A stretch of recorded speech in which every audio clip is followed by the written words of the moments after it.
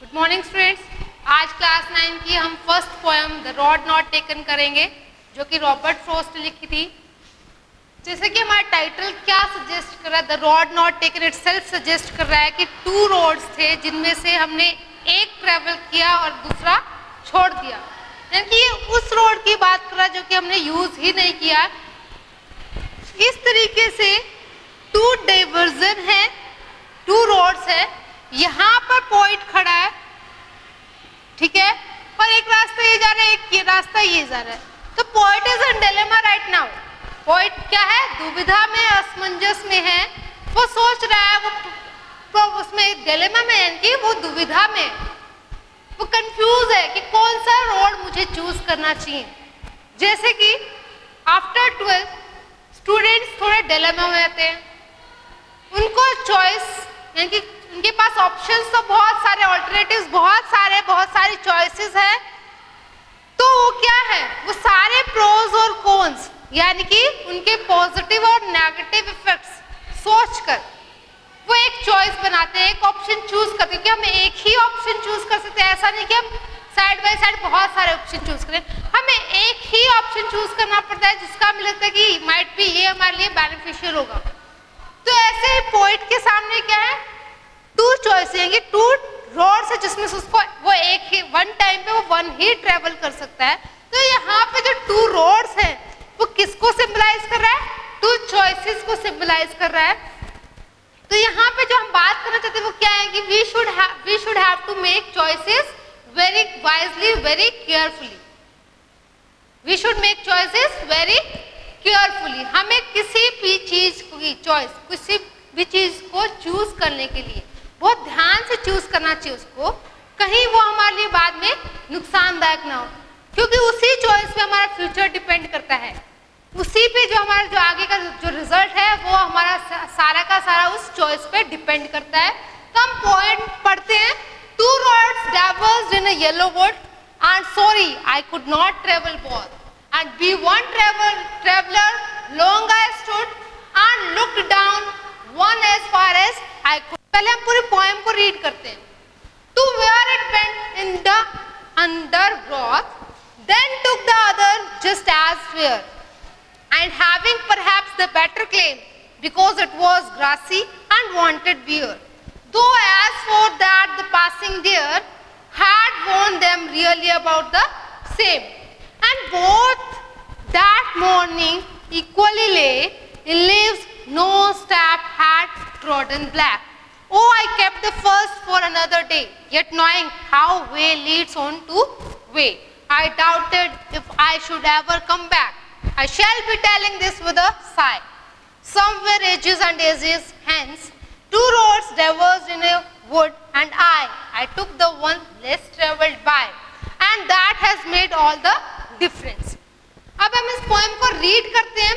2 roads diverged in a yellow wood। यहाँ पर जो ये येलो वुड है, ये उस रोड की बात करें जो एक फॉरेस्ट है जहाँ पे डिकम्पोजिंग लीव्स हैं, यानी कि वहां पर पत्ते ही पत्ते गिरे जो कि गलने सड़ने वाली हैं। वो उस फॉरेस्ट के रास्ते की, यानी कि 2 जो रास्ते हैं वो उस फॉरेस्ट की तरफ जा रहे हैं, ठीक है। 2 roads diverged in a yellow wood, यानी कि फॉरेस्ट की तरफ। And sorry I could not travel both. अब मुझे पछतावा हो रहा है कि मैं दोनों एक साथ यूज नहीं कर सकता, दोनों पर मैं नहीं चल सकता। And be one traveler long I stood, और मैं एक ही रास्ते पर चल सकता था, तो मैं काफी देर तक वहां पर खड़ा रहा। क्यों? दुविधा में था कि कौन सा मुझे चूज करना चाहिए। And look down one as far as I could, और वहां पर खड़ा होकर मैं एक रास्ते को जहां तक देख सकता था वहां पर मैं खड़े खड़े उस रास्ते को देखता हूँ काफी दूर तक। To where it went in the undergrowth, यहाँ पे undergrowth का मतलब है जहां तक वो देख रहा था, जहां तक इसको रास्ता दिखाई दे रहा था वहां तक उसने देखा, और बाद में आगे जाकर रास्ता गुम हो जाता है, खो जाता है। कहाँ पर? जो झाड़ियां हैं, जो बुशेज और जो ट्रीज हैं, जो बहुत गहरी झाड़ियां उगी हुई हैं, वहां पर वो रास्ता खो जाता है, गुम हो जाता है। हम कहीं भी आप खड़े होकर देखना, एक जगह से खड़े होकर देखोगे तो काफी दूर के बाद वो रास्ता आपको दिखना बंद हो जाता है। ऐसे ही पॉइंट के साथ हुआ, वो रास्ता देख रहा है वहां पर खड़े खड़े एक जगह, और वहां पर काफी दूर देखने के बाद उसको रास्ता दिखना बंद हो जाता है, इनके मुड़ जाता है वो रास्ता। Then took the other, just as fair. फिर मैंने दूसरे रास्ते को वैसे ही दूसरे रास्ते की तरफ देखा, वो भी मुझे सेम वैसा ही लग रहा था। एज फेयर का मतलब है सिमिलर, ठीक है, वो भी पहले वाले जैसा ही लग रहा था, यानी कि जितना अच्छा मुझे पहले वाला लग रहा था वैसे ही दूसरा वाला लग रहा था। And having perhaps the better claim, लेकिन ये जो रास्ता था ये मुझे एक अच्छा ऑप्शन लग रहा था। Better claim means better option, because it was grassy and wanted where.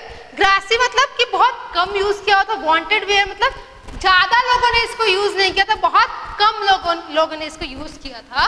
दो as for that the passing there, दो as for that the passing there का मतलब क्या है, जब वो उस रास्ते पे चलता है और थोड़ी दूर चलने के बाद पॉइंट को रियलाइज होता है, क्या रियलाइज होता है, had warned them really about the same, उसको ये रियलाइज होता है कि ये रास्ता भी जैसे पहले वाला मुझे दिख रहा था ना वैसा ही लग रहा है, कि इतना ही यूज ये वाला रास्ता हुआ। यानी कि कहने का मतलब है हम कोई भी फील्ड लाइफ में हम कोई भी ऑप्शन चूज कर लेते हैं, हर फील्ड में वही नुकसान और फायदे सेम होते हैं, सभी में हर्डल्स प्रॉब्लम सभी में आती है। ऐसा कोई भी रास्ता नहीं जो इजीली हो, जो कि आसान हो, सभी रास्तों में क्या है मुश्किलें आती है, तो हर फील्ड में मुश्किलें आती हैं।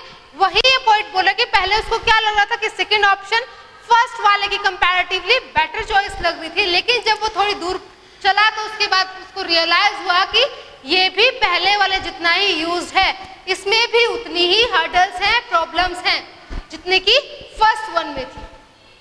And both that morning equally ले, कह रहे कि सुबह अगले दिन दोनों जब मैं उन दोनों रास्तों को जब देखता हूं तो दोनों मुझे एक जैसे सिमिलर ही दिखा। इक्वली ले का मतलब यहाँ पे क्या है, सिमिलर, बिल्कुल सेम नजर आ रहे हैं।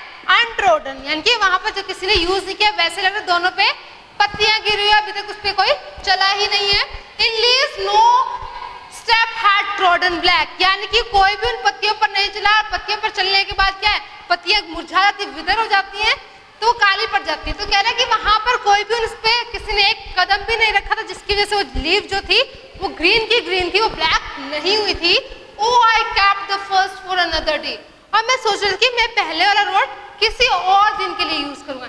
लेकिन होता क्या है कि हम अपनी लाइफ में कभी भी मुड़कर पीछे नहीं जा सकते। क्या हम काफी दूर चलेंगे वापस आएंगे क्या, कि मैं दूसरा रास्ता चूज कर लेता, नहीं। तो कह रहे हैं oh I kept the first for another day, लेकिन मैंने क्या सोचा था कि मैं पहले वाले रोड को किसी और दिन यूज करूंगी।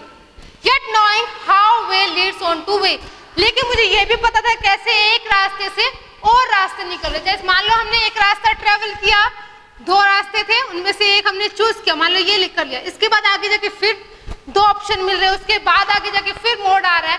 तो जो यहाँ पर ये मोड आ रही है, क्या हमारे पास बार बार हमें चॉइस मिल रही है और उनमें से हमें एक ही चूज करना है, और वो जो हमें चूज करना है वो हमें वेरी वाइजली, बहुत ही ध्यान से, सतर्कता से हम उस ऑप्शन को चूज करना है। तो कह रहा है मुझे पता तो है कि एक रास्ते से और रास्ते निकलते जा रहे, बार बार चॉइस आ रही है।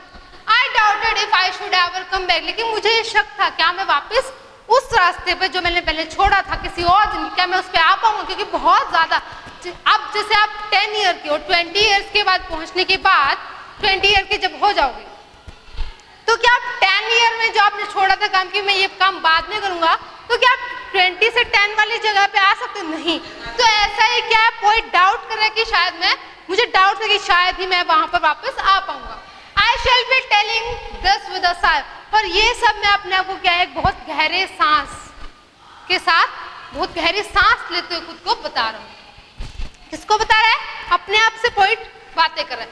Somewhere ages and ages hence, कह रहा है बहुत ज्यादा आगे, फ्यूचर में, हैंस का मतलब क्या है, फ्यूचर में, कह रहा है कभी कहीं पे फ्यूचर में बहुत आगे जाकर। Two roads diverged in a wood and I took the one less traveled by, फिर से क्या है, मेरे पास दो चॉइस होंगे और मैं वही मैंने चूज किया जो कि क्या है, बहुत कम लोगों ने यूज किया था। And that has made all the difference, और वही चीज ने मेरी की लाइफ में बहुत ज्यादा डिफरेंस क्रिएट किया है कि जो मैंने ऑप्शन पहले चूज किया था उसका रिजल्ट किस पे है, जो मैं आज हूँ वो किसका रिजल्ट है, जो मैंने चॉइस पहले बनाई थी। इसलिए पॉइंट, इस पोएम में स्टूडेंट्स को स्पेशली ये मैसेज देना चाहता है कि we should make choices very wisely, very carefully, because our future totally depends on those choices. ठीक है, यानी कि हमारा जो फ्यूचर है वो उस चॉइस पर डिपेंड करता है। कि जो हम आज बनेंगे वो हम किस वजह से हैं, जो हमने पहले पीछे चूज किया था। अगर हम चाहते हैं कि कुछ और बेटर करते हमें चॉइस भी बहुत ही ध्यान से चूज करना पड़ेगा, ठीक है। अब यहाँ पर अगर आपको पोएम समझ आई है तो हम फिर से इसको एक्सप्लेन कर देंगे, अगर नहीं समझ आई होगी तो आप पूछ लेना। अब हम देखते हैं कि इसमें लिटरेरी डिवाइस कौन कौन सी यूज हुई है। फर्स्ट स्टैंजा में पहले जो हम बात करते हैं वो करते हैं हम राइम स्कीम की। राइम स्कीम की आपको पता होगा, जो sound at the end of last word है उसकी जो साउंड है लाइन के लास्ट वर्ड की, उसकी साउंड किससे सिमिलर, जैसे वर्ड स्टूड, ठीक है, गुड, इन तीनों के सिमिलर। तो ये क्या हुआ, ए बॉथ ग्रॉथ, ये बी हो गई है, ठीक है। ऐसे ही अगर हम फिर से सेपरेटली पैराग्राफ्स की बात करें तो इन सभी पैराग्राफ में ए बी हमारी राइम स्कीम यूज हो रही है। आप देख सकते हैं fair, where, there, a claim, same, ठीक है, ए बी। ऐसे ही lay, day, way, black, back, same इसमें say, I, by, hence, difference, ठीक है। राइम स्कीम तो पता चलेगा। आप जो लिटरेरी डिवाइस फर्स्ट स्टैंजा में यूज हुई वो क्या है, एनाफोरा। एनाफोरा क्या होता है, लाइन के स्टार्टिंग में सेम वर्ड से सेम वर्ड यूज हो रहा है हर लाइन के स्टार्टिंग में। तो इन तीनों लाइन में क्या एंड से स्टार्ट हो रहा है, दैट मींस यहाँ पे जो हमारी लिटरेरी डिवाइस यूज हुई है वो कौन सी है, एनाफोरा इज यूज्ड। फिर हम देखते हैं इसमें कौन सी यूज है, सेकंड स्टैंजा में हमारी जो लिटरेरी डिवाइस यूज हुई है वो कौन सी है, एलिट्रेशन। एलिट्रेशन क्या होता है, सेम साउंड होती है, ठीक है, वो हमारे क्लोजली जो वर्ड्स है उनकी हो सकती है, लाइन में कुछ वर्ड्स है उनकी आपस में हो सकती है, जैसे कि दो, दैट, द, देयर। अब देखो द टीएच इसकी साउंड आ रही है सेम, तो यहाँ पे क्या है, एलिट्रेशन डिवाइस इज यूज्ड। फिर हम थर्ड स्टैंजा की बात करते हैं। यहाँ पे भी हमारी जो थर्ड लाइन है थर्ड स्टैंजा की, उसमें फर्स्ट और फोर्थ दोनों की साउंड सेम है स्टार्टिंग में, तो यहाँ पर एलिट्रेशन डिवाइस इज यूज्ड। फिर हम बात करते हैं फोर्थ स्टैंजा की। यहाँ पे एजेस और एजेस, यहाँ पर जो लिटरेरी डिवाइस यूज हो रही है वो क्या है, रिपीटेशन, यानी कि सेम वर्ड रिपीट हो रहा है, कई बार सेम लाइन रिपीट हो जाती है। ऐसे ही इस पूरी एंटायर पोएम में फर्स्ट लाइन और last third two roads diverge in yellow wood, last third line क्या, दोनों लाइन रिपीट हो रही है, यानी कि रिपीटेशन यहाँ पर यूज हो रहा है। तो जो हमारी लिटरेरी डिवाइस यूज हुई वो कौन सी है, एनाफोरा, एलिट्रेशन, रिपीटेशन। अब जो हमारा इसमें एक सिंबलिज्म भी यूज हुआ है, सिंबलिज्म किसके लिए यूज हुआ है, टू रोड्स जहां पर है वहां पर हमारे क्या है, सिंबलिज्म यूज हुआ है। तो हम देख लेते हैं टू रोड्स ने किसको सिंबलाइज किया, symbolism is used here as it symbolises two choices. Symbolism is used here, किधर, इधर, टू चॉइसेस, ठीक है। तो जो लिटरेरी डिवाइस यूज हुई क्या, सिंबलिज्म, एलिट्रेशन, एनाफोरा, रिपीटेशन और राइम स्कीम हमने देख ही ली है। फिर भी आपको अगर कहीं डाउट होता है तो आप पूछ सकते हैं कि लिटरेरी डिवाइस का है, कि कोई अगर आपको लिटरेरी डिवाइस नहीं भी समझ आती है तो पूछ सकते हैं। इस एंटायर पोएम में जो पोएट ने मैसेज दिया है वो यही दिया कि we should make choices very carefully, very wisely, because our entire future depends on those choices we made earlier, ठीक है।